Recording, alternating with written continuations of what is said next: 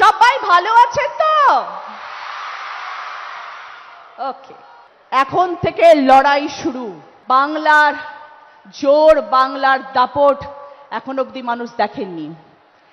একদিকে 10,000 কোটি লোক আর একদিকে আমাদের বিজেপি সরকার, আমাদের সেন্ট্রালের সরকার, আর তাদের ইডি সিবিআই লাঞ্ছনা অপমান।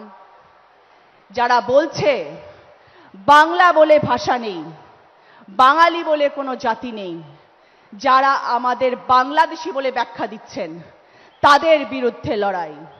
আমার বাংলার 10 কোটি মানুষ এবং তাদের বিজেপি সরকার। আমরা দুর্গাপূজা করি, রামনবমী করি, ঈদ পালন করি, ছট পুজো করি, যিশু খ্রিস্টের জন্মদিন পালন করি।